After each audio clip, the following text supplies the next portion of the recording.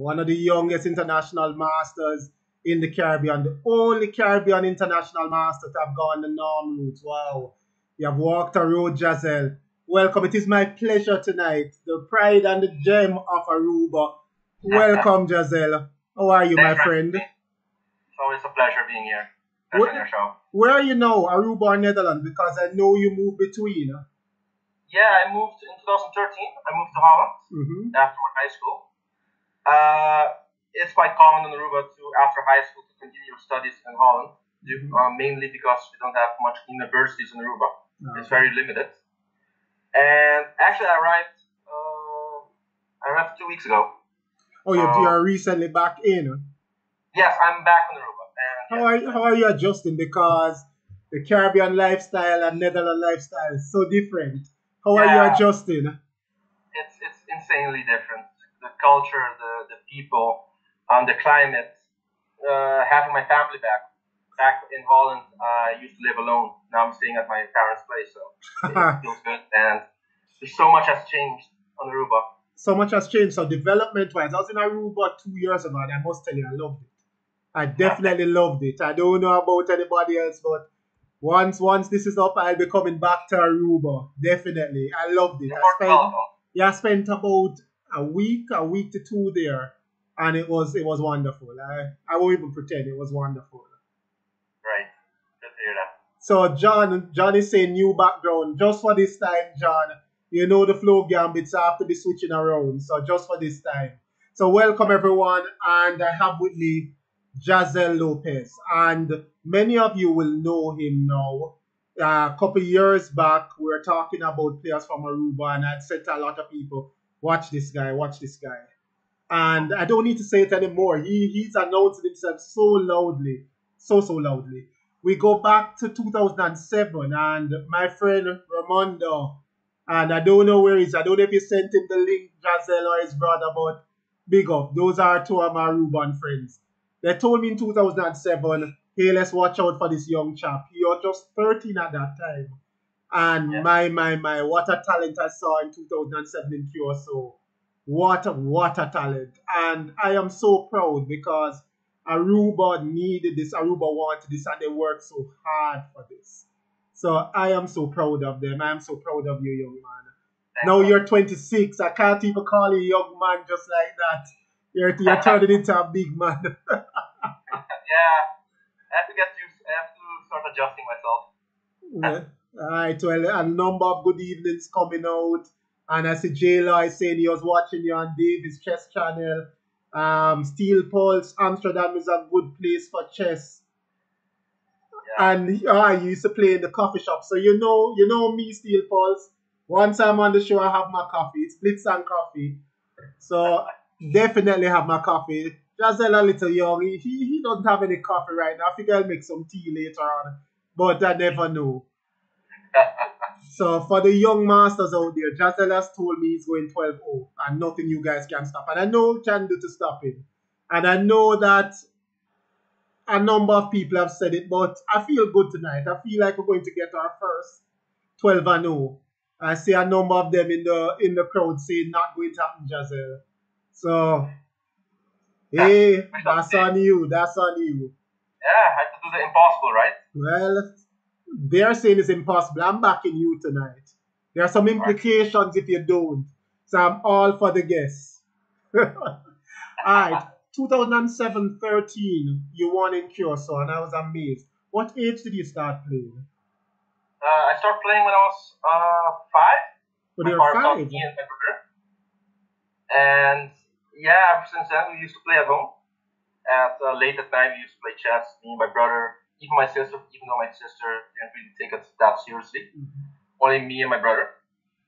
And at a certain moment, yeah, we decided we wanted to play more, and we saw, I remember we played our first, because we learned chess and drops, and we played our first drops tournament way back. And I remember we played the tournament, and while we were at school, we saw suddenly one of the classrooms, which was chess. And yeah, me and my brother, we always loved chess more than drops. So we told our father, you know what, we can play next year. So next year came, I played my first tournament. a scholastic championship. It's the biggest national championship of their age, the age categories. And yeah, the first tournament I won. And from there, it's just lift off. So the first tournament you played, you won. Yeah. Okay, now I understand why my friends told me about you once they saw me. I completely understand. Shane Matthews is in the house. He said, "Good evening, Jasel." So evening, Shane.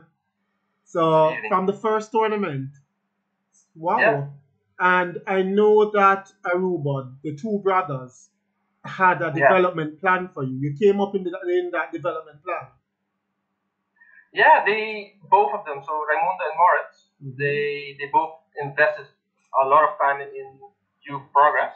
They were mainly with youth, busy with youth. And these last few years, we produced quite a lot of talents, and of course, I was the one who really went all the way, reached international master, etc. But we also have like Mark Bueno and also Juan Pablo de May, who recently became 2000 rating, but I think they're quite underrated.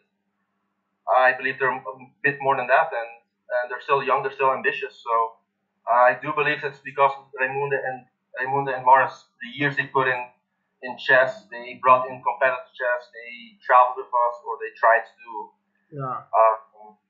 How to say? They just helped develop the chess. Yeah, they love chess. They love chess. Yeah. I have hardly met people who love chess like those brothers. They love chess. Damian is saying, Buenos dias. Can't even read it properly. Yeah. So, David bigging you up, and big up Damian and David's channel. Looking out for some more matches coming up I think he has a showdown coming up. So looking forward to that, and definitely will be watching and supporting. So Jasel, what do you think your impact of moving back to Aruba will then have on the domestic scene? Because if you are doing 2,000 players without having you there, suddenly having the 2,400 in the house, what do you think it will do now for chess in Aruba? Yeah, it's hard to say. I haven't put much thought to it. I recently moved back to Aruba. I think definitely it's going to be an enormous boost. I remember a few years back when I met the youngsters, so the talented youth of Aruba. I met them when I was vacationing. I played a tournament, and then over there I realized how much they praised me back then. Because I was always in Holland focusing on my own chess, and when I came back for just one tournament, played one tournament, and I remember the way they looked at me, the way they talked to me, the way they asked me questions. It reminded me of back then when I was a youth, when I looked up to the strongest players back then. Yeah. So I think definitely it's gonna change the whole scenery in a way. I think so, and I think for popularity also, everybody loves a success, and you're definitely a success.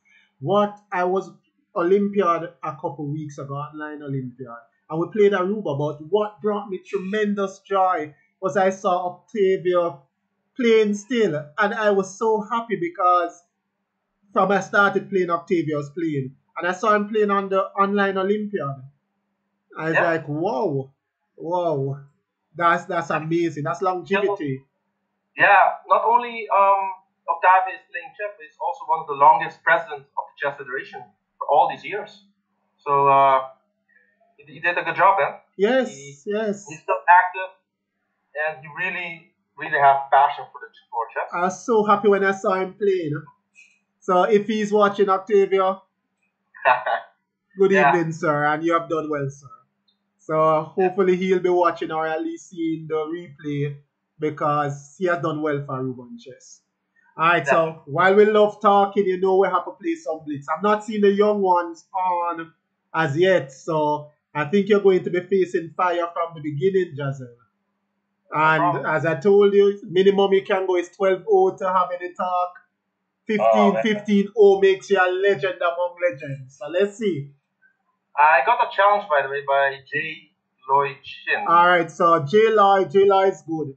So accept in a minute, not yet. Oh yeah, I already accepted it, but not playing. I have black. So. Alright, so anytime you're ready, first one up, and I'll send you the username. Yeah, Arwak is the username, guys. So anytime you're ready, let's see the first one. Hey, a lot riding on this. You need to go 12-0. A number of people want to beat you tonight. I won't let you down. Thank you. That's all I want to hear. Let's go. All right, cool. I'll start. Yeah, he plays English. I played this guy quite a few times with this youngster. Not sure what my result is with him, but I know he knows how to play chess. Definitely. All right, let me develop my pieces, the usual stuff. All right, bishop in the knight. Doesn't seem wrong. Preparing to castle. Castle. Oh, it's also 3+2. Yeah, so 3+2. I can't flag. No, we remember that most people are not as young as you. The average person has probably been about 50, 40 or 50. We have the young ones like Davis. I think next to you, Damian would have been the next youngest one interviewed. So we kind of need that +2. There ain't no flagging going on. Oh man, what a pity. Oh well, I have to rely on my skills. Alright, so I can tell you everybody is coming out. I see Damian asked me if he can play. I see Trini Cupid in the house. Kevin Cupid is out, big up the national champion. Yes. So they're all here to get a piece of you. Oh man. Alright. The sharks are out. All the pressure in the world. Alright, so far I'm doing well. Just give up the bishop there. I have a good knight in e4. I have potentials for a rook lift, rook e6, rook h6. So far so good. Can't complain. Let's see. Okay. To take or not to take, that's the question.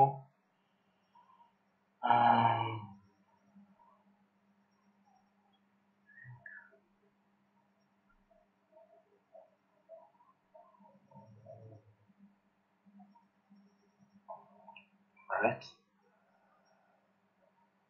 How should I proceed from here?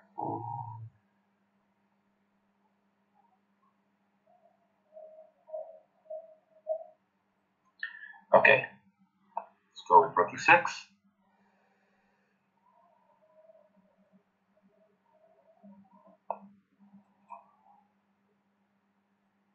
Okay, now demands some concrete calculation.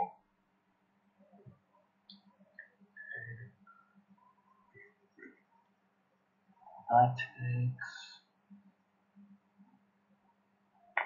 Take care. Should not take the pawn. Splitting. Okay. Take here. So I can double up this pawn. So c5, bishop c2, knight takes c3. Should I do it? That's the question. I'll go for it. No, let's play entertaining. I'll play queen h4. After rook h6, gonna go for the whole trick.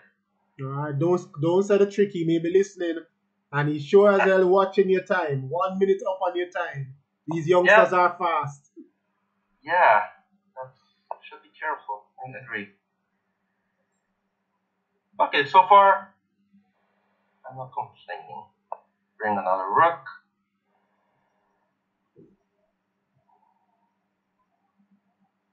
So 2 minutes. Yeah, some light square issues. Possibly knight g5. And try to plant a knight on f3. So plan now is knight g5, knight f3. And take it from there. His bishop is a bit limited, so okay. Yeah. I was still thinking of knight g5. E3 might be a little weak now. So I was thinking about c5 now. Yeah, a little weak now. Alright, so check. Stay consistent. Yeah, that's problematic for him now. That's very problematic. Tactically bad. Yeah, tactically wrong. So now take e3. Yeah. Now I have rook e2. I won the queen. And as they say, the rest is a matter of technique. Take, queen check. I'll take b2. And now just I'm gonna create a loft for my king. Not to be embarrassed.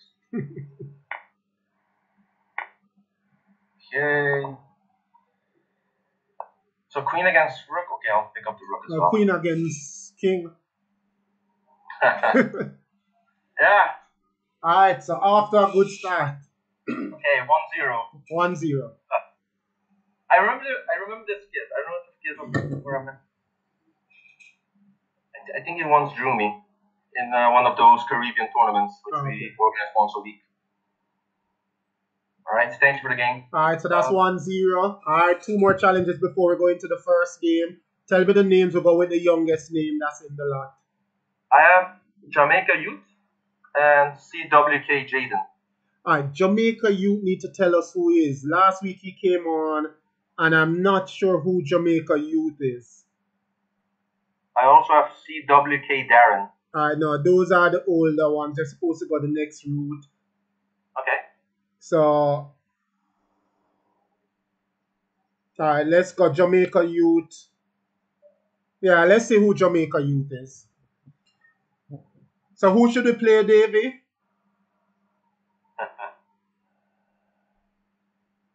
I think he won a game last week, so be careful. He hasn't told us who he is, so...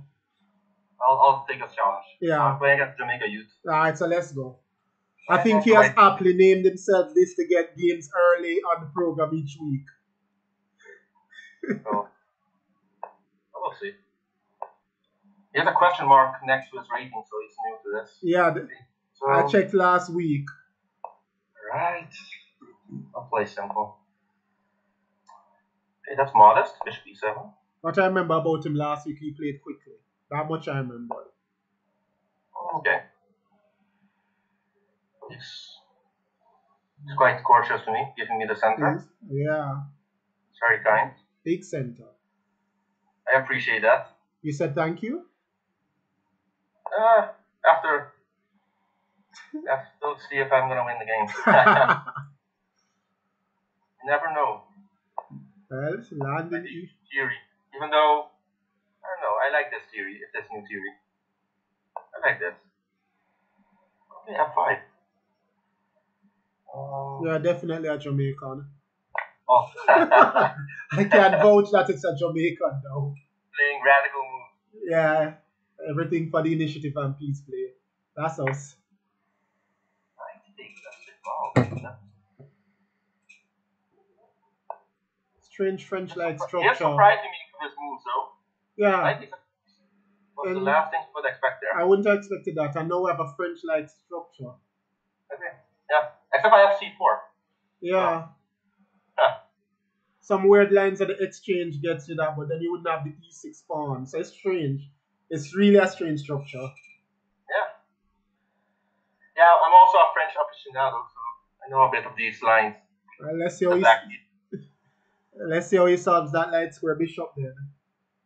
Yeah, that's the whole question, right? Yeah. Let's see. E6. Okay, I'll just play simple chess, I guess. Rook E1. Not much thought behind that. Putting pressure on E6. Yeah, and makes BB7 a little harder to achieve now. There are some positional issues for him, so he'll have to solve that. Yeah, in a way I'm threatening knight G5, the simple caveman style attacking E6 twice. You don't worry, you'll have a lot of fans if you play caveman like out here right now. we love mates, so we love mates. Yeah. Now for me depends on the duration or whoa, bishop D6 is lacking development. Okay. How do I proceed?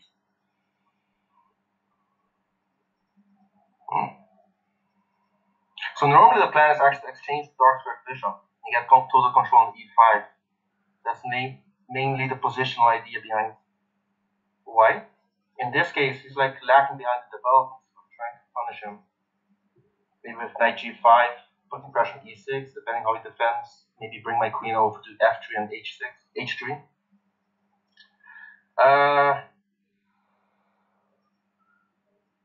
Yeah, let's see. Knight G5.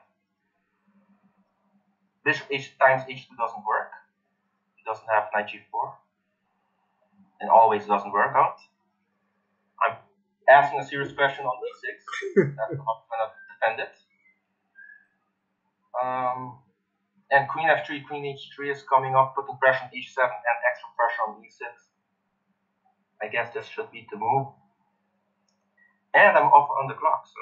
Which is what I found in 3-2 is even more important than everything else. Yeah. Minute up on the clock is like gold. I couldn't agree more. I could not agree more. Yeah, definitely see the young guns coming out. Rihanna, good evening. Bruce, evening. I saw John, Jaden, and Darren earlier on. So yeah, the young ones are here now. Not the extra young ones, the 13-year-olds and 14 that have been beaten. Nobody has gone through the three of them so far. So that's a pawn. So I say thank you. H5. Oh gosh, you don't want to be played guess the move when Jamaica youth is played at all. You don't want to be playing guess the move. I'll pretend. Yeah. Okay. Oh, he overlooked that queen can take. Yeah, he overlooked queen g4. Yeah, pretended. I missed that. Yeah, but Sinboy a little older than you guys, Darren. Sinboy is always going to get a game once on. And now I have a few cool lines. I thought first I had bishop h7 trying to finish it strong, but it's not working. I can simply pick and go bishop h7, bishop g6. Yeah. Yeah, well, he'll allow you to show us what you're thinking. So far, I'm doing great and playing entertaining chess, not boring chess. Right, and that's too low. Yup, no, wrong program. Tell him wrong program. Alright, so that's 2 love. Let's get the third one in, and then we'll go to your first game, and you give us a story behind your first game. Who is there now? I have CWK Jaden. Alright, let's go for Jaden. That's one of the first, 13, one of the talents in Jamaica right now. Alright. So let's go. 2000 player, 13 with a 2000 rating. So let's go. I'll play e6. My French. My beloved French. Alright, the game has started because I'm not seeing that. And I'm following you. Alright, so let me go. Don't worry, just play. I'll catch you in a second. Yeah, it says your correspondence. Yeah. Alright, so we have you. Oh, it's not with on time. Oh, that's why. No, redo that. That's why I wasn't catching you. Alright, cool. I'll just resign. Yeah. And let's go. I'll challenge him to 3 minutes +2. No problem. With rating, I don't care. Okay, are you following me now? So once you start, I'll catch you. So just tell me. Yes. I just sent him yeah. Yeah, I'm following you. So we have you.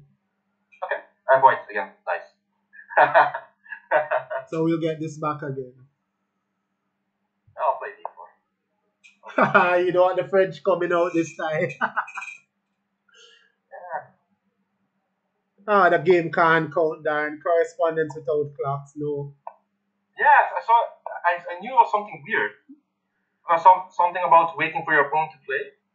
I never saw that, and then suddenly I just realized it wasn't no time control. Okay, King's Indian, classical. I used to play this a lot when I was a kid, especially with my brother. Back in the day when we used to analyze together on Aruban. We used to play this every day. Except he played c5, so it's kind of transposed to a Benoni. Benoni, which you have on the board now. Yes, knight bd7 is actually, how do you say? Fits too quickly. I'll play h3. And after, just preparing for bishop e3 and stopping knight g4. I'll just maintain the central tension. At a certain point, you have to take on d4, which will get a Maroczy type structure. I'm trying to go for b5. Now I'm thinking, should I go for e5? Last open position.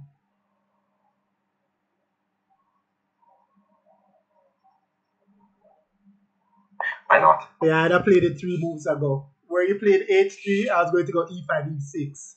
So I've been sitting down waiting for it. Yeah. I had no prepare to prepare. I was just going to blast it open there. Because it just felt wrong. It just felt wrong. Yeah, I agree. Yeah, and then something just add up. when the knight went to g4, after e6, fe6, knight g5. I'd have played it that way, with the queen hitting g4, knight hitting e6. Okay, like that. Yeah. Well, so now you have the question of where to place his knight. Knight e8 comes e6 anyways, knight h5 also comes e6 anyways. Yeah. This reminds me of my 4-pawn positions I used to play. Similar patterns with e5. Yeah.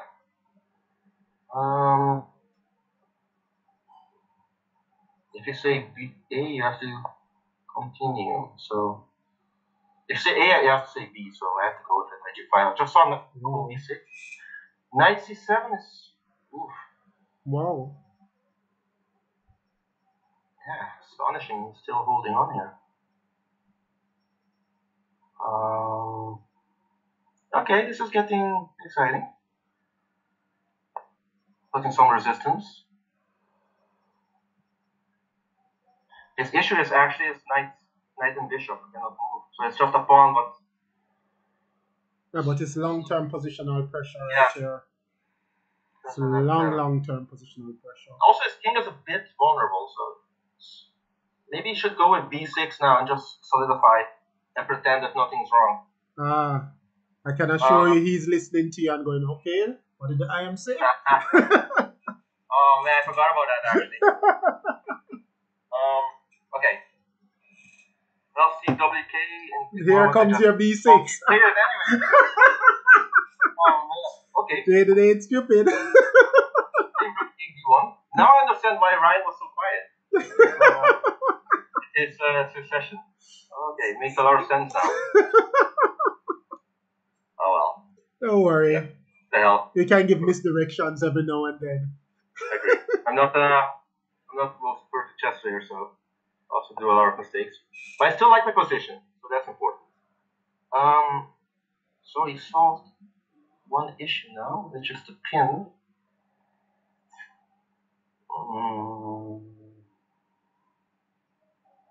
Okay.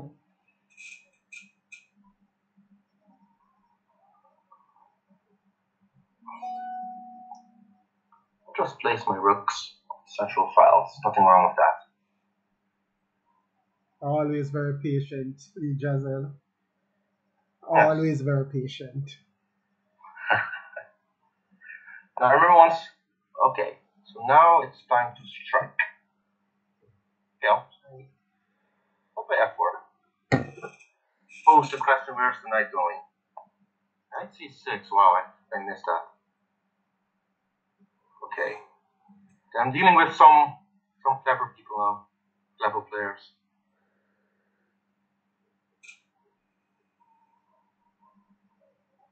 Okay, I still like the position. Still have this bind. If nothing else, I like your clock. Yes. And that's always critical.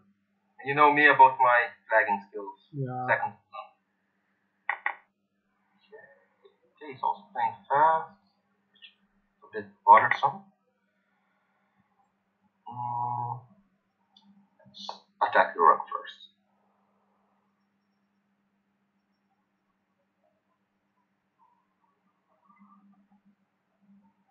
I assume this is one of the strongest players, right? Stronger players. They are lined up. Oh man, I can see why. They're lined up. As I said, a 13-year-old, 2000 odd blitz rated 13-year-old. Oh man, I can see why. So the resistance is going to come. So he helped me with development. I'm really appreciative of that. About that extra move, I was getting a bit concerned. No, I don't need to update. Because bishop is annoying. Because bishop on d4. Yeah. Cuts off everything.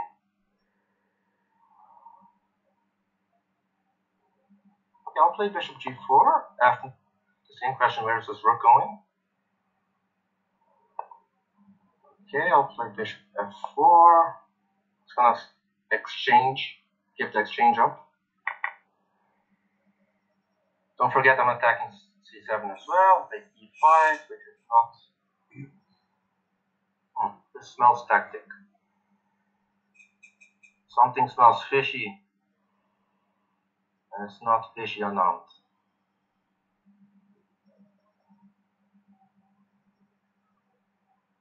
Okay, I'll take c8 first.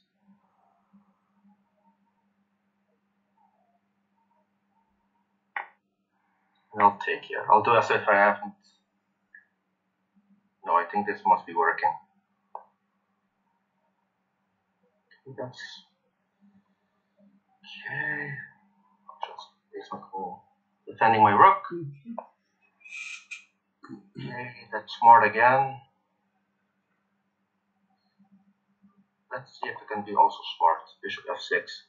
Attacking e6 and also posing again the question, where's the knight going?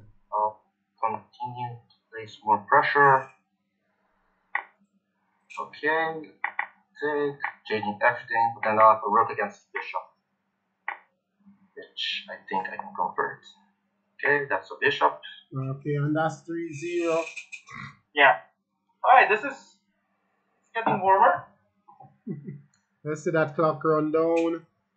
Yes, and this was not an easy one. No, so we go, don't worry, you get your break now. We're going to go to the first game. So the first game that you chose 4 games for us tonight. And the first one, no, that's perfect. The first one is one that I actually remember because I was at the tournament and I remember this first game. So give us a walk down with this first tournament. It was played, first game was played in 2010, I think. I'm sorry, you mean my game against Cupid? Yeah. No, it was actually played in 2014. It was 2014. I thought it was 2010. This was the subzonal of in Trinidad Tobago. Alright, so my picture. Okay. So it was, yeah. No, it wasn't in Bahamas. It wasn't in Bahamas. So let's see this. So Cupid is black, you're white. And why did you choose this game? Back then, so I moved to Holland in 2013. And that was the first year that actually I took chess seriously. So from 2013 to 2014, from July to July, I took chess quite seriously. I also hired a trainer, international master in Holland. Something which actually we missed on Aruba, or I definitely missed on Aruba, a stronger player than me. And I remember he was also quite a positional player, and he kind of got me interested in positional players like Karpov, Ulf Anderson, Yasser Seirawan, etc., etc. And I remember a few of games of Karpov, how he restricts pieces and how he slowly builds an attack from afterwards and then just launch a mating attack. And this game kind of, I say, especially in these years, it kind of reflects me how I was as a chess player. Okay. And the more I grew, the more my game became mature in a way, which I also combined it with a bit attacking chess, depending, of course, of the opening and also of my mood. Okay, let's go dive into it. All right, so I was fighting against Kevin Cupid. It was subzonal 2014. Back then, I was 2200 candidate master. My opponent was 2000.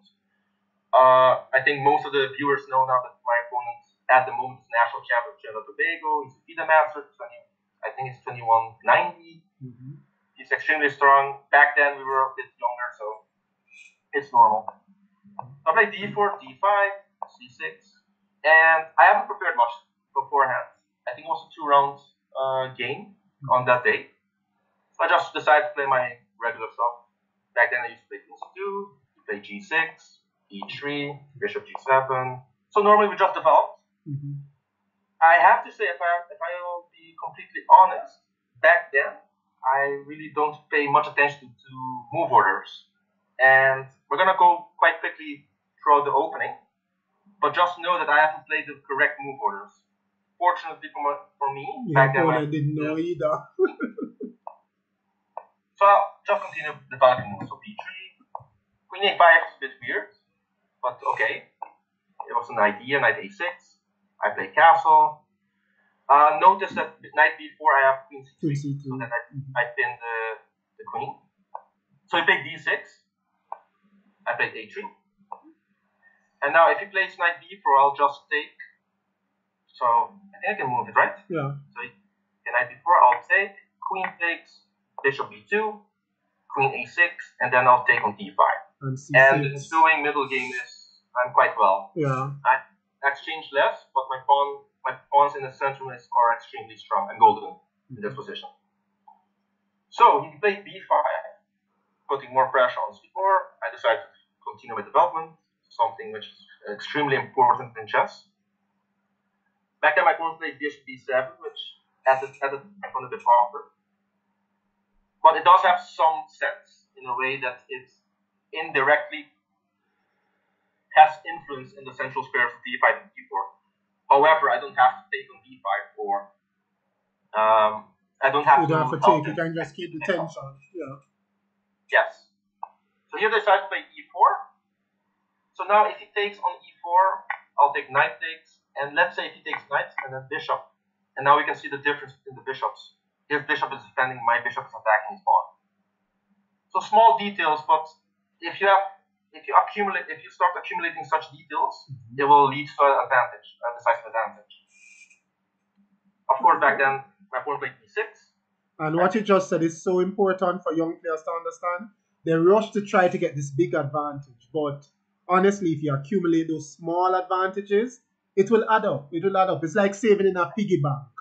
When you're young and your parents tell you have to save in a piggy bank, and the first time you open it, you're astonished at how much money you had in it. But you're only dropping that 10 cents, that $1 every day. It's similar with chess. You add up those small advantages, you're going to be astonished how big it is after you have maintained it for a little while and keep adding. So young players, remember, Jasel IM Lopez has said to you, add up those small advantages. Yeah, I agree. And I have to say as well, after e4, what I'm trying to do as well is gaining more space. And also maintaining this tension in the center. But after it's e6, and here I decide to gain more space. So not only he has like bishop on d7 and knight on a6, which are looking a bit silly at the moment, but I'm also adding an extra value, which I have more space now. I'm adding up these advantages. So he plays knight h5, I play bishop c3, now he plays queen b6. And I think from here now, I think I played this game almost flawlessly. And I'll just go through the game real quickly, but so here I played c5, and now I decided to close the center completely, so I released the tension of the center, but now I gain what I told you guys earlier, is one, I got more space in the center thanks to my e5 pawn, and two, I just closed down the bishop b7 and knight a6. They're looking pretty ridiculous now. They don't have any function.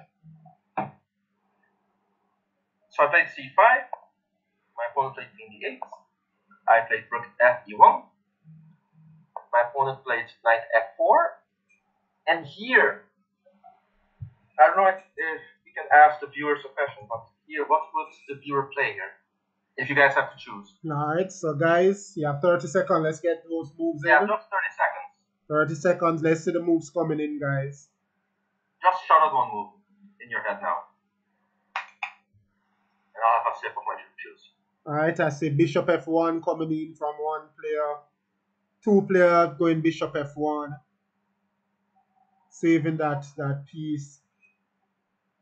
Yes. But why? So the correct answer is actually bishop f1. And I have to be really honest. I played rook f1 with the intention of anticipating knight f4 with bishop f1. However, and during the game I played knight f1, which is a bit inaccurate. I should have kept the bishop. It's not per se that the bishop is stronger than the knight. The position is a bit closed. I have just played. You can see the central pawns are fixed. There's no tension. However, because I have more space, means that I should refrain from exchanging pieces. And in this case, I should have played bishop f1 and kicked the knight with g3. However, I played knight f1. And for me, my reasoning is mostly just to go straight for the kill, actually. Bring my knights better squares and continue. And do as if I don't care for my bishop. So my opponent continued knight c7. I played bishop a5. This is an idea actually from French defense, whenever, to blocking the a pawn. His only counterplay is actually play a5 and b4 and try to create something on the king side. But after bishop a5, I kind of stopped it temporarily. Of course, my bishop is not doing that much here, but then again, I'm stopping his only counterplay in a way. So Warren has come in, Jasel, and saying big up. So yes. Warren Elliott just came in saying big up and hail up. So my opponent played queen e7. I played knight e3, he took, which is a small decision, take, and now knight e8. And of course, during the whole game, I thought the best move for him is actually to break free to play with counterplay, so at f6. However, now you can see the reason behind rook fe1 is that actually I was anticipating this move the whole time. And then so knight g4 after. And then, let's say after bishop takes, I can always play knight here. Yeah, knight g4.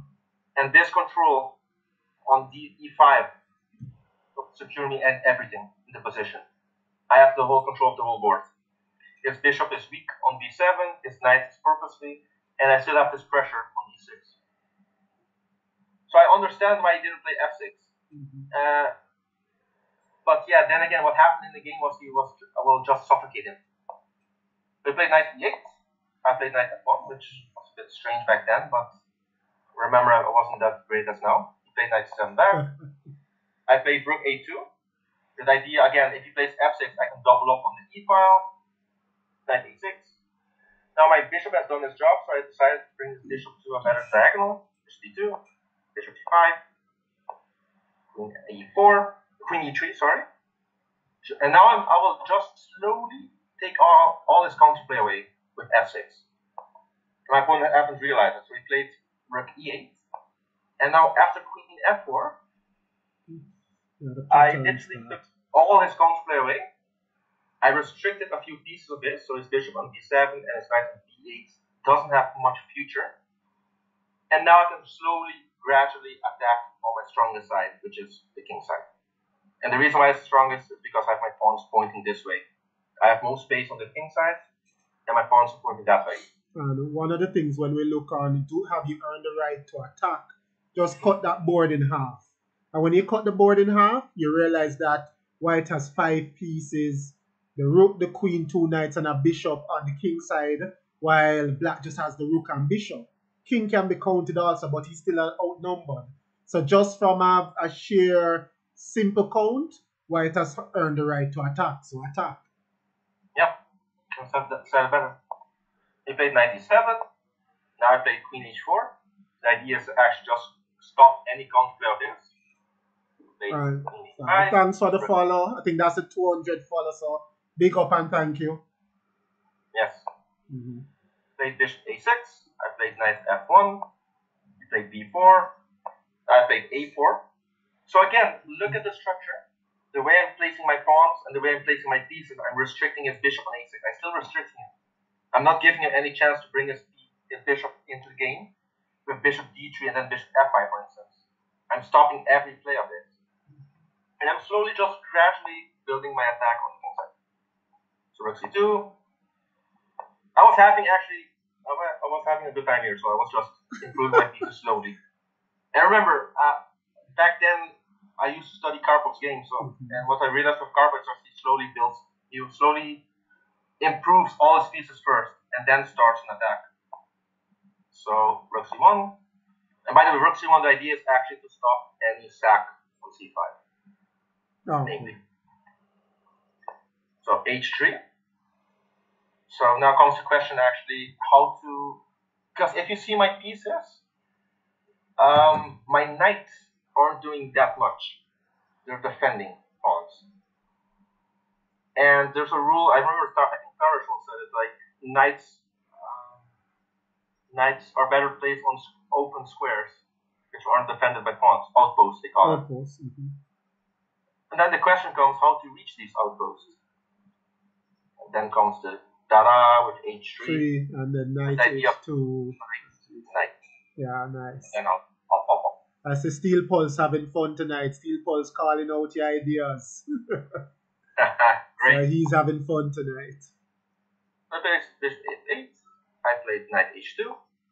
He played. So my opponent is just waiting because there's nothing he can do. He can try to sack. It will make things interesting, but at the same time, it will also speed up the results because he will take out one of his defenders of his dark squares.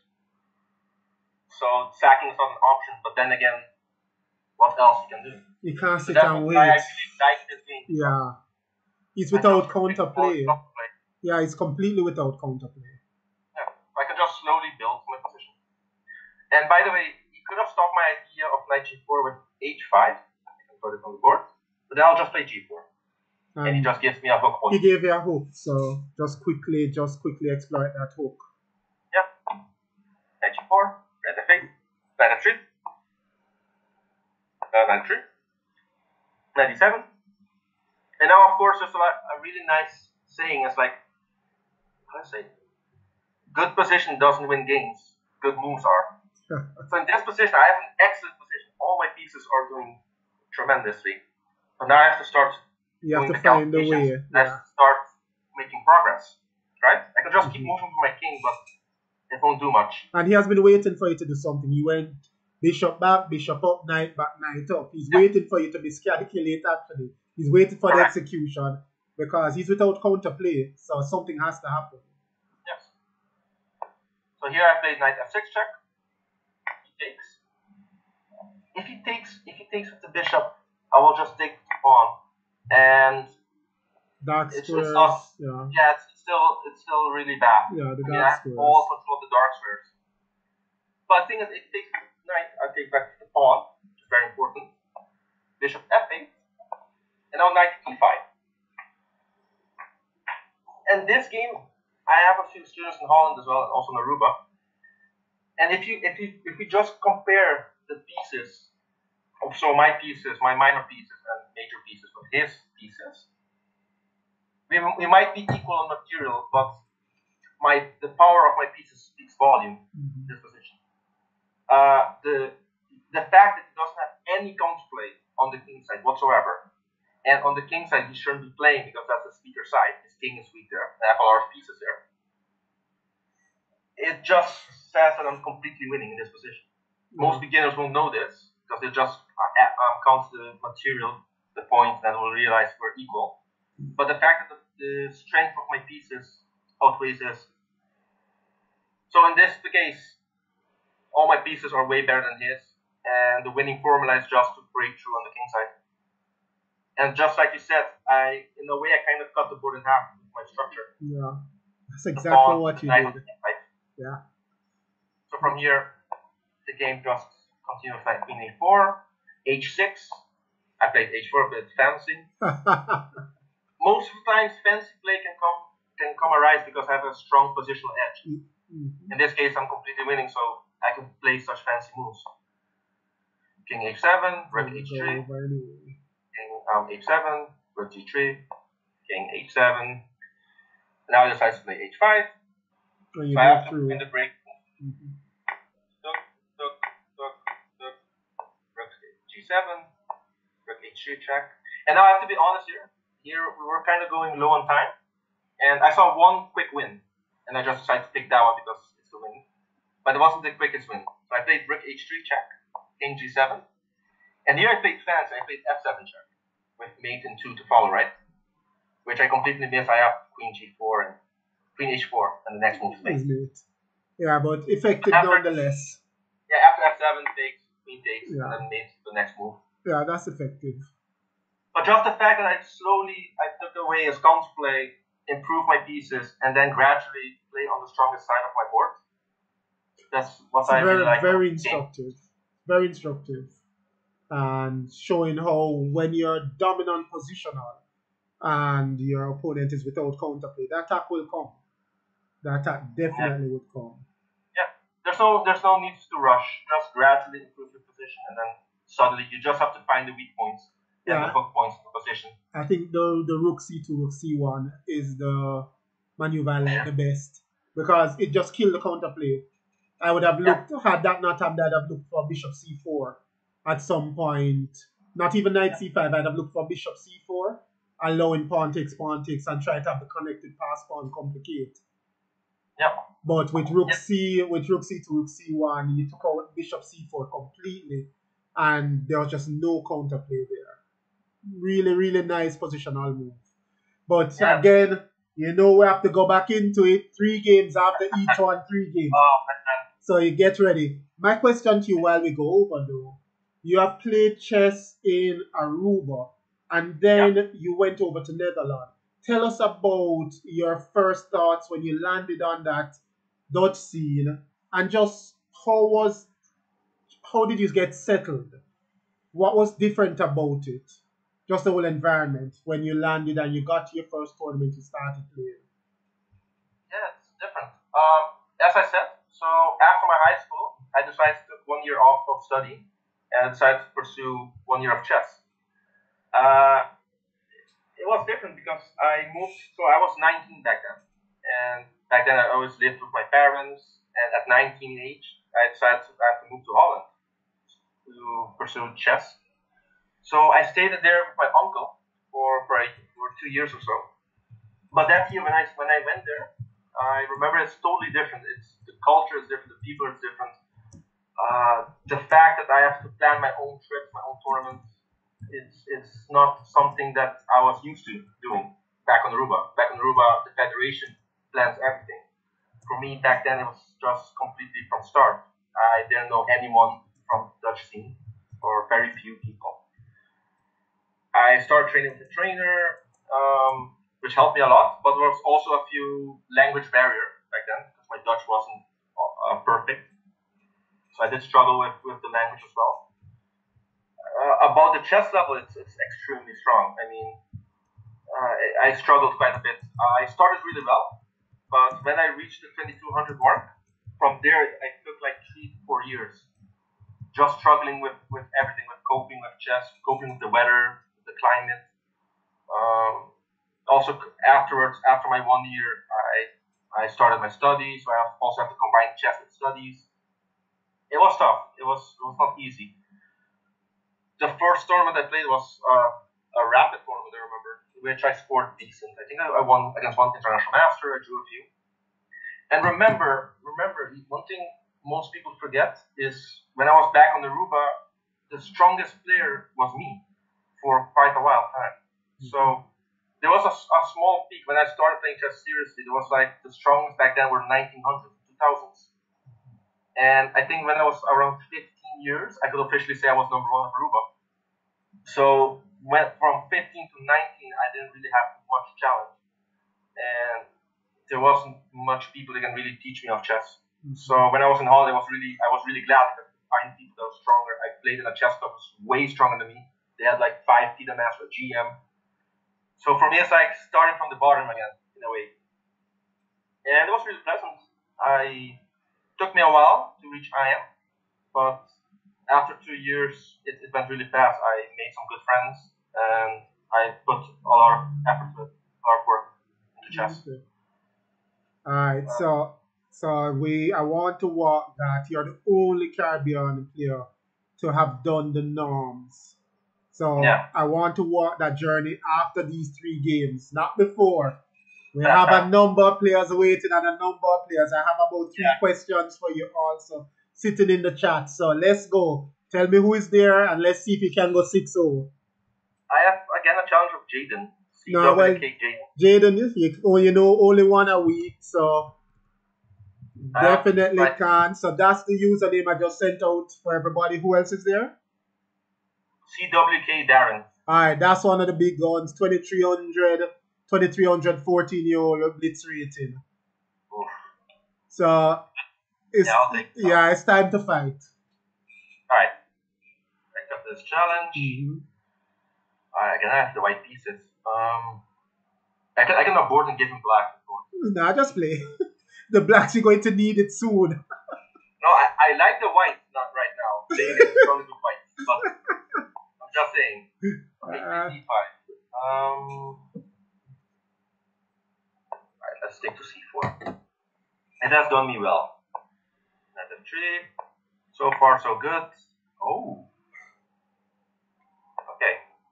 Interesting. Please, this line. Alright. Not that afraid of this line, but then again, it's never easy playing these youngsters. Okay. Go to the most principal line. And I hope I didn't switch the move orders. I think bishop g4, f3, bishop h5, g4. Knight d5, knight g2, that's the line. Oh, he plays bishop g6, so it's that solid. Super solid.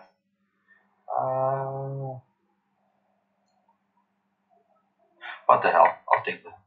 I'll take the bishop here. Nothing wrong with taking the bishop here. Viewers alert is gonna be a bit boring-ish. So okay. I'll play knight a2, going for the bishop here. I'm gonna kick off the knight at e4 afterwards, if possible. Depending on where he places the bishop. I think this is captain square d6.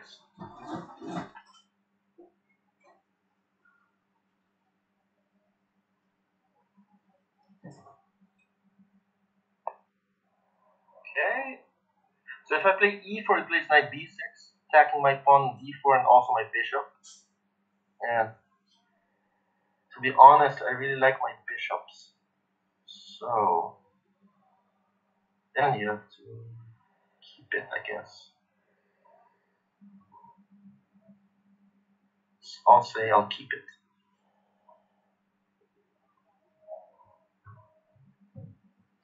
Okay, so far I have more space. My structure is a bit better.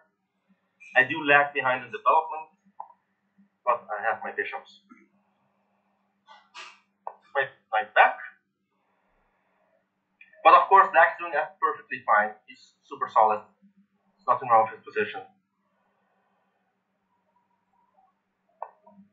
So this is going to be a squeeze. Developing pieces is never wrong. I'll play bishop f4. And now I know for a planning is, like, should I say my plan? That's the question now. I don't know if you can tell us after. Yeah. For this one, both of you have 2 minutes. Oh, but this is so nice. This is the idea that I wanted, or the plan of mine. I'll wait. I'll just say one thing. Yeah, there you go. You should know which hook points you have to play on. So you know, all of us are waiting to hear your comments. So after you play, let's hear them. Play bishop g3, dropping by. I love my bishops. Oh, he's gonna play bishop h4? Oh no, thank God. He could pursue it actually. Not much I can do. But there's nothing to complain. I'll play my queen on h4. Yes. So the ones who figured it out knows why I play queen h4. Gave a riddle. Okay. You know, but Winnick once said to get squares you have to give squares. So should I play e5 or not? And the clock is ticking as well, so I'll play e5.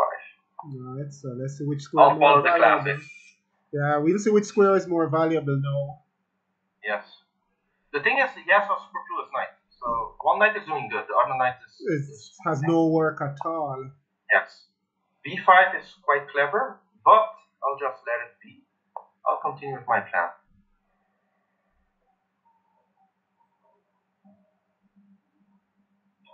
Because b5 is trying to go for counterplay at all costs, but it's ruining this whole pawn structure. There's nothing wrong with that. Of course, e5 of mine is a bit risky that I gave up the d5 square. But then again, that's why Paul Finnecon said get squares and to give squares. So you can have everything in life, right? That would be perfect, but not in chess. Yeah. Not in chess. So now my plans were actually just rook AC1, putting pressure on C6, and wait and see. Oh, and probably go for the flagging. So I told the viewers what I'm gonna play, so I can't change my mind. Queen E8 is smart-ish. Okay, rook A6. How do I get the rook lift? That is the question. How do I get the rook lift? Something like this. With rook C3, rook A3, but I can't. Rook D3, rook E3, I can't. Oh man, those knights. They're not that silly. They have purpose. I can go for... Oh, should I go for it? Should I be crazy?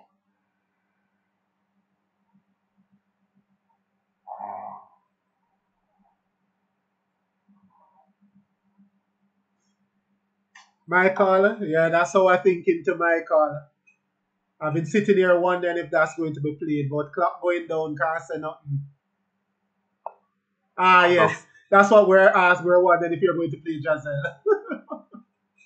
Yeah, that's the way how you find the move. So Yeah, so it's so silly. alright, so we talk at 27 seconds to 29. So let's go. It's so ugly. Okay, that's quite a smart move, which I should avoid. This plan. It's just F5 and trade queens. I don't want to trade queens. Who wants to trade queens? No one wants to trade queens. He's a youngster, so he's gonna play a panic move, I think. But so far he's playing good. I mean, he's holding on to dear life. Oh, that's his idea. Okay, I'll play rook D2 first, taking off counterplay, and now I'll play rook H1. I'm gonna go for the simple checkmate. Okay, I think he lashed out a bit too quickly. I'll place my king on G1, and now I'm going for the classic, and I get it. Check first. This rook a check, and now it's down on the clock, so I have to play it quicker. Okay, how do I enter? Take. My opponent is playing fast. Yeah. Don't usually like. Rook lift. I finally got it, but in a weird way. Oh, I think something should give here. Check. When in doubt, check.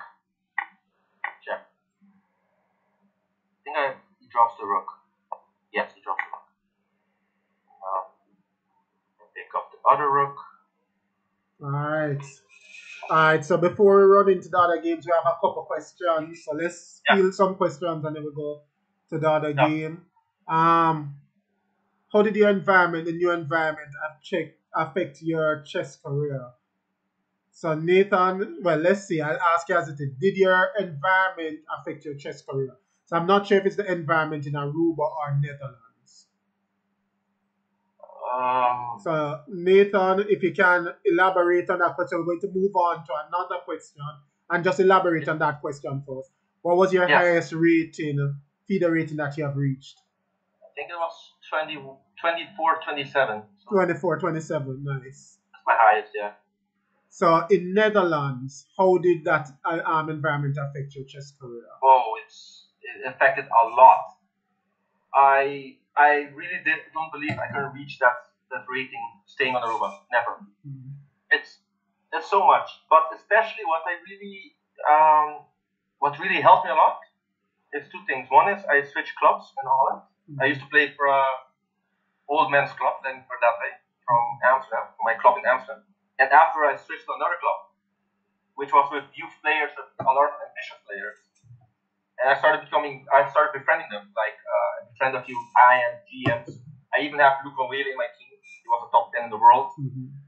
And just the fact that you can analyze with them, that you can talk about chess, about how to improve, that helped me tenfold. It opened my eyes up. And also watching banter blitzes of strong players, and also playing just regular blitz with my club mates. So Luke Van Wely, I played blitz with a few other friends of mine, my same age category. It gave me like this confidence that they're strong, of course, but it's not like impossible. They're not so much better than me in a way. It gave me confidence. I think that's what really helped me. Nice. And that's something I missed on the rule because I didn't have that level of competition. You always see this high rating and then expect they're like so much stronger than you. Instead, they have more experience than you. Which is critical. The experience is what it is most times. Yeah. That naturally leads us into the next question, which came from Shiraz. So welcome, Shiraz. Shiraz is in the house. What was your daily training program while you were serious about chess over the period? So what would your typical daily training program be once you're, says big up, once you're focused on getting that iron and keeping the 24 at just your ambitious state? I think mostly I was reading a lot of books, a lot of classic books I was reading. And I was also playing a lot of blitz. And as a way of relaxation, I watched a lot of banter blitz. It's a really nice way to just relax a bit of chess and also at the same time learn something about chess. It's hard to explain, actually. It doesn't make that much sense, but to me it is. But banter blitz. Alright, nice. So keep your questions coming and just put them in caps. Once they're in caps, I'll see them and we can ask. Alright, number 5. Remember, we read 6 before we go to your next game. Who is out there for the next challenge? Who you see there now? I have CWK Jaden. And Yeah, I you have got Jamaican him. Swordsman. Jamaican who? Jamaican Swordsman. Alright, so I don't know who Jamaican Swordsman is. If you're in the audience, just tell us. I don't know who you are, so it's difficult to say yes or no because we're still taking the young ones, the under 14s right now. So I haven't seen John, I haven't seen Rihanna. I've seen you take out 2. I expect John and Rihanna to come in this period. Sin Boy and Nathan Rabbit. You guys, the young guys, let's get you in now. Okay. Now I only have CWK Jaden. Alright, so Jaden, nah, you need to come off that one, Jaden. So John or Rihanna, Nathan Rabbit, Sin Boy. Any of you? The username is Arwak. Let's go. Yes. Now we have 2 more before we go to your next game. Okay, I got Raby. Yeah, man, that's Rihanna. Okay. Urban Candidate Master, Rihanna. Sorry, I pronounced it wrong, by the way. I just pronounce it as I read it. Yeah, man, don't worry about that. I again have white. That means you're going to get a lot of blacks. Not sure how you got so lucky, but maybe the computer likes you tonight. I'm not complaining. Okay, let's switch it up at least. Let F3. I dabble with C4, D4, Knight F3, and London system. Those are actually mine. So it's good that you're getting a lot of whites. We'll see everything tonight. I'm not complaining. I prefer white much more. But black is still a challenge. Okay. Yeah, I'm trying to avoid room fault with my move order. So I have another king's in. Alright, this is my childhood. Oh, knight BD7. Okay. Oh man. So embarrassing to say I'm already out of theory. I'm an IM. But just playing logical moves, that's never wrong with that. Tell your center develop castle. Should I play boring? No. You should never play boring in chess. I'll play d5. I'll gamble. Bruce, they may need your help soon. I see you playing cheerleader, but they may need your help soon. Okay, I tricked him. Well, not tricked, but I got something I wanted to get on the board. He could have prevented this. Okay, now I'll move back my bishop. She had a really good feed there. Olympiad. She really did well in the both Yes. rounds of it. Oh, Both wow. rounds, yeah. I think she Scaring me scored, already. yeah, scored Huh. 8 from 9, and then in the second division, I think it was at 50% or a little higher.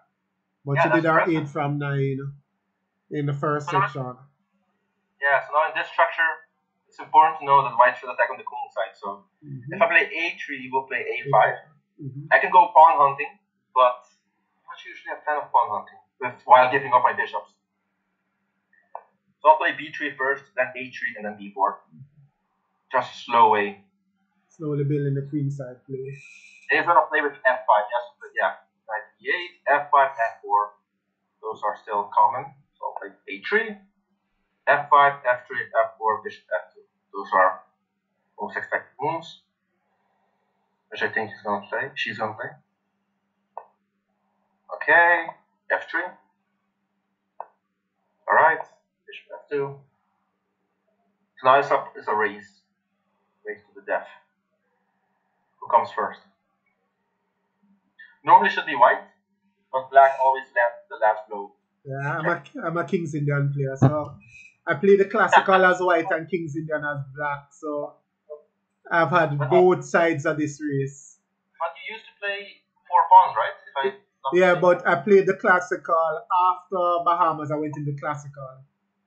So Oh, Ashley yeah. Ashley told me I couldn't beat James with the 4 pawn. I had to play classical against them. So I took some time and learned it and actually beat James with it. So I was happy that he told me that. Okay. I'm getting slightly afraid. This went really fast. Should I sack the pawn with c5 and just go for it? Should I prepare for knight b3? Those are the questions which I don't really have an answer to. Go with the logical. Knight b3. I can tell you though, the 4 pawns is way more fun. You hear? Huh? I thought The 4 pawns is I way more fun than the classical. disagree with you. Black, Classical way more fun. black You're gets going no for the attack. kill. My heart has never beat as hard as when I'm playing the white side of the classical. So now should I? So c5, a4 might be a problem. Might. Avabak is a rare guess, and it would be something good for young players to specialize in. Wow.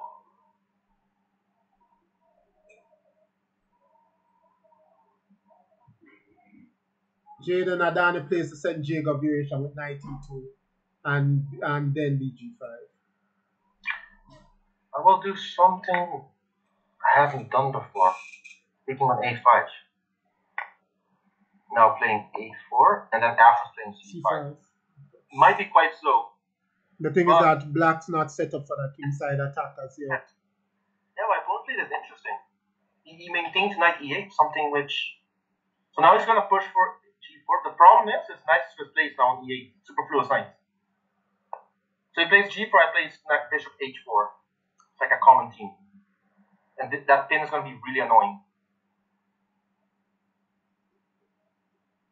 So I think he should have played the other knight to f6. But then again, he can never get g4 then. And now I thought bishop h4 seems, in my eyes, the best move. And normally I have a knight on g6 to prevent this move. But now the knight is on e8. So my next moves are actually knight b5, rook c1, and then penetrate on c7. Okay, plays queen c7. I'll pretend as if I haven't seen that my pawn is attacked twice. I would love my opponent to take the pawn now. Just help me with the c line. But my opponent played the best move. Knight to b5. And that knight on e8 is holding up some squares. Yeah, it's a 9. But then again, he cannot pursue his own plans on the king side. Meanwhile, not that simple. Oh. Okay, Marco, thanks for the follow. Not that simple, Jasel. What you time? I'm good. All hell will break loose, though. Gonna sack or not? Catholic. Am I kind? Yeah, all hell is going to break loose now. I'm going to enjoy the game. Yeah. I don't know if I'm gonna enjoy my game, but I have to go for it. Well, for the viewers, this should be good. This should be correct. Last time I said it, I lost, but this should be correct. Final last words, I guess.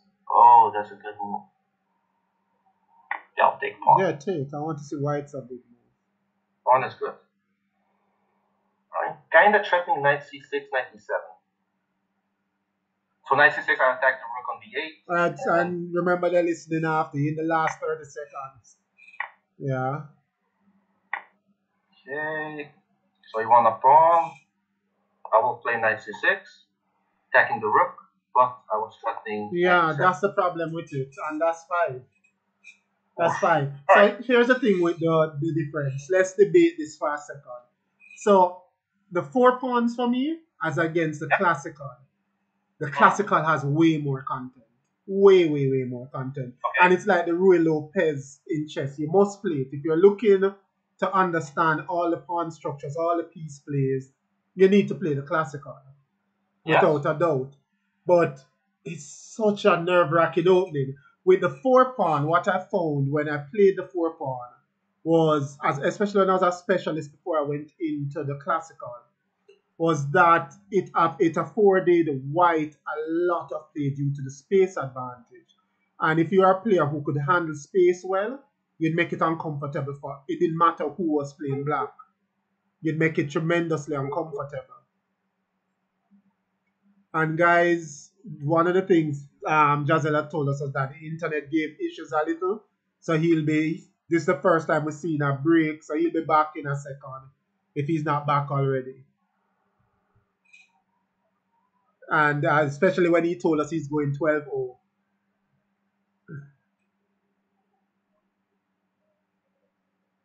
So let's check in on him. Give us 10 seconds. Let's check in on Jazelle.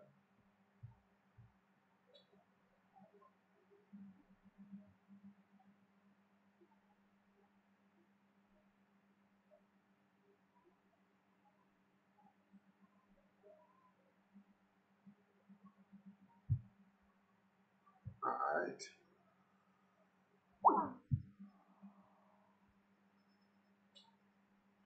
Let's just.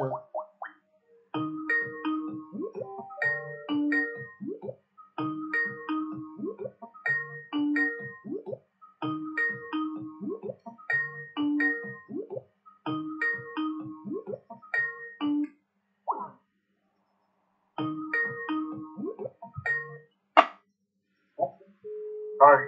So Jazelle, this is how I know you really don't like the 4 pawns. So guys, as soon as we start discussing the 4 pawns, there he goes, he leaves. We have no doubt as to which one which variation he prefers. I will stick with my classical or English. No, so for me now. So for me, what I did, and international master and below, I found that the 4 pawn was just good. I had a huge plus score because you master the structures and you manage the space, and it's difficult for them. Not many people can play a crammed structure without lashing out. And I found that for years. I had a huge plus score at IM level and below. GM level, I couldn't beat them, which was why Ashley had told me at GM level, I just didn't get much out of the opening. It was equality, and then we had to play. But below that level, I got a lot out of the 4 pawns, a whole lot. And I think I probably have more than plus 10 to plus 15 with the 4 pawns at 2300. I level at 2300. I have probably about between plus 10 and plus 15 against that level players. But the classical I needed to beat James. Just the content with the classical, it allowed for way more complex play. Yeah, classical. Way more complex play. Insane. But the grey hair, Jasel, I got no grey hairs playing the 4-pawn. None. The grey hair with the classical, when those pawns come down and you have to calculate the bishop h3 sacks, the g takes h2, whether to pull the bishop back to g1, whether to send it to h4. But yeah, if you want to be a good player, you play d4, you play the classical, you play e4, you play the rule. Learn your structures, pay your dues. Definitely. Yeah. Definitely. You should definitely study the structures. Yeah, man. Just for your general knowledge of attacking. Yeah, definitely. Which was what Ashley told me in, I think, about 2008, between 2008 and 2010. Ashley preached that and put it in my head over and over. That, yeah, the 4-pawn will score heavily against lower rated players, but you have to play the classical against James. And he's pounded that into my head. Alright, so who is the 6th player? 5 love, let's see who is number 6, and then we go over to the next game. I have Jamaican swordsman and Baptiste. I think Baptiste. So Baptiste time, and Baptiste is probably the highest scoring player on this program so far. He has beaten about 3 to 4 players so far. So time to 5. Man, yeah, black as well against him. I told you that you should enjoy your whites. Let's go. Alright, let's do this. I plays d4 as well. Okay, let me invite him to a French.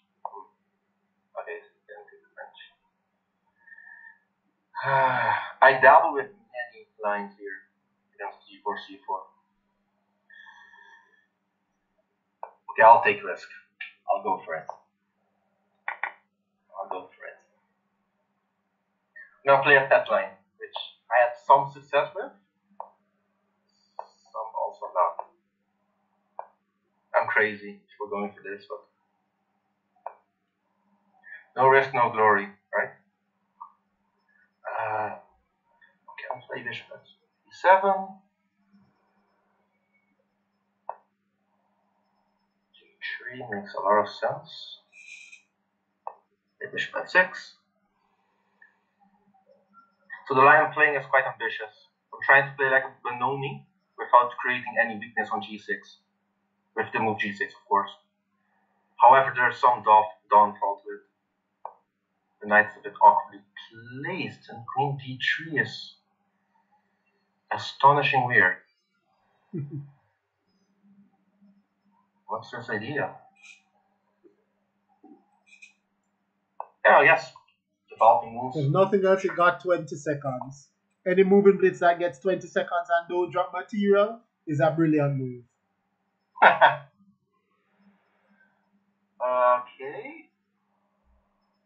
I'm not. Okay, I'll take. Okay. Oh, I didn't like that. Okay. No. I'm exchanging pieces. It's generally known that exchanging pieces with Benoni is quite well. Especially those pieces. So I already have a comfortable position. So my bluff worked anyway. I have to continue, okay? Yep. Time is level. And he has 9 lives, so let's not celebrate yet. He's a player with 9 lives. What's my streak now? You're at 5, so we go to the next game after this one. Okay. Let me pose some awkward questions for my opponent. So now I'm threatening queen takes b2. Queen d6 is also helping me develop my last piece, the knight on b8. My bishop on f6 is golden. That's a beautiful diagonal. Oh. So, should I take or not take? I say, a pawn is a pawn. I'll take.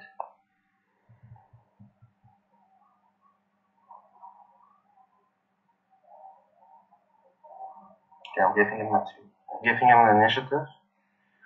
I'm still a pawn up. So bishop takes c3, yes, rook a b1, which is annoying.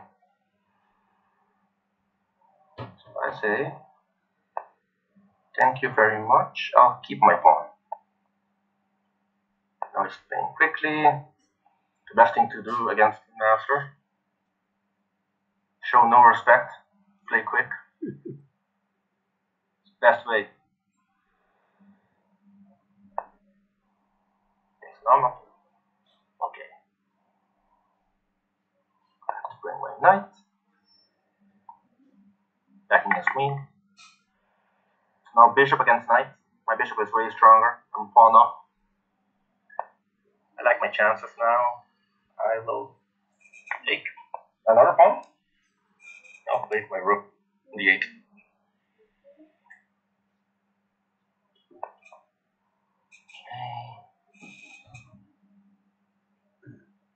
Place my bishop d4 or active square. Putting pressure on f2. Opening the e file. Play my queen back on c7, defending to b6 and b7. Going to play b5 as well. Next move, which he prevents. Well done. Which is actually a very annoying move. Queen e7.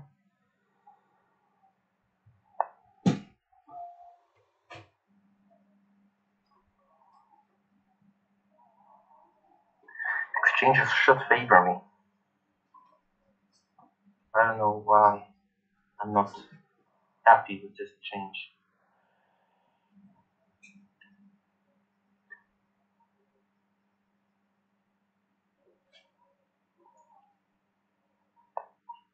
Play h5. Just creating a loft on h7. I didn't expect him to take actually. Okay.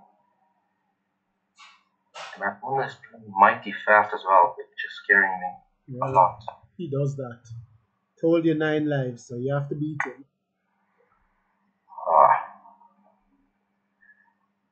Well, I think I just met my match now. If I take c4, he's going to go for the draw. No way. I will not allow that.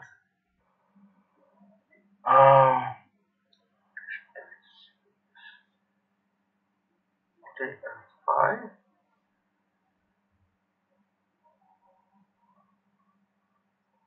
Whatever you do, don't lose on time. Yes, it's getting tough. Yeah. Okay. Alright. Start speeding up. Less talking.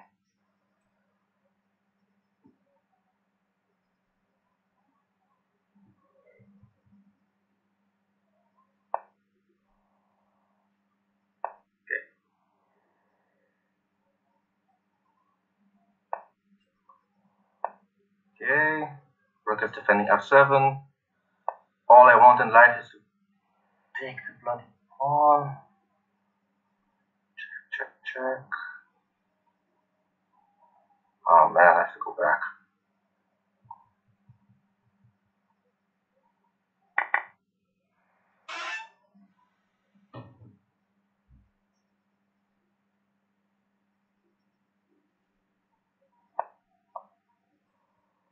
Okay, pawns must be pushed.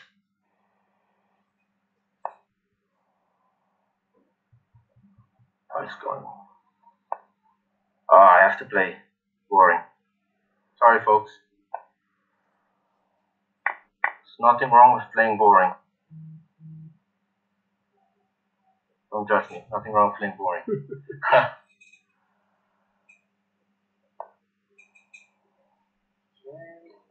have to.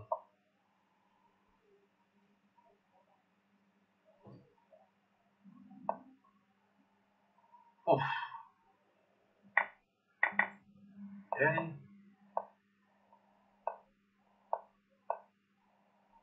Not even winning anymore. Okay, active king to its best place.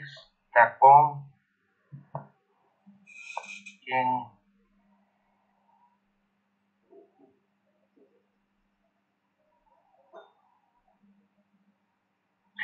H5 maybe is draw now. I can assure you, John, listening to you. So don't commentate until after. Okay, but I'll try to flag him anyways. And he played a good game, so. You won't I'm flag not him. taking. I can assure you won't flag him. Okay.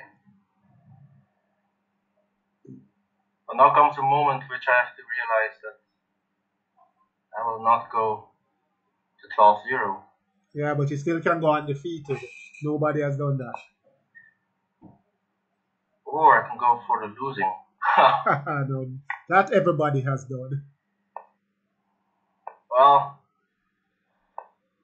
I think I just achieved that. Stuff, man. This is stuff. Yeah, it is. This is stuff. Oh, well done. Oh, I Alright, got it. 5-1. John does that. Nice game. So here's the This one thing. hurt. A non-chess player just wrote me, Jasel, and asked me, why does John always do that with them? And this is a Yeah, non-chess player who watches the program, and they wrote me asking, why? Oh dear, you people played are, well. You played well. yeah, and you have your supporters quarreling in the chat saying that they wanted the 12. Nice, Yeah, nice, nice, nice, nice. that, that was a good game. He does this. He does this. He sticks around and builds that time advantage, and he does this. Yeah, I was unhappy, but Yeah. it stings though. This one stings. And then here they come now. No one can go undefeated. Yes, that's nice, man. Nice challenge. Oh, come on. Give me the questions. Alright, so now The questions are easier than the games. the Oh my question's God. easier than the game. Alright, so walk us through your journey. You are the only player who has done it the norm way. Walk us through that journey, the tournament, each tournament that you went to, that you achieved the norm. How were you feeling? Which tournament was it, and how much points? Just a summary of that journey. So, let's see. I think I was twice close with norms. The first one was Unive, which was a tournament when I just arrived in Holland. I scored a performance 24-20. But then it took me for 3 years or so to get my next performance above that rating. My first norm was actually not per se a tournament, it was a league competition. In Holland or in Belgium, in Germany, so many European countries, they have like a league, a chess league, which they play once a month or even twice a month. You'll play a game on a Saturday or a Sunday. And my first norm was actually at one of those first leagues, at the Dutch league in I think 2017 to 2018, that school calendar year. And I still remember. I remember that the last two games, I had to win both of them, and I have to play against 24-40 average. And I played both games against chess players of that rating. So the first one, I played white, so I played London, which I won actually quite a nice game. And the last game, I also played white again, and I played London, and I scored a point. So yeah, London in a way helped me with Northern. Even my friends like tease me now, like you have to play. If you play London, you win games. If you don't play London, you draw. And I remember my second norm, I had to play with white against a GM, and I remember my friends. I remember his voice clearly, like you have to play London to win. So I played London and I drew. And then afterwards, of course I obtained the norm, because I played the strongest opponent on the field.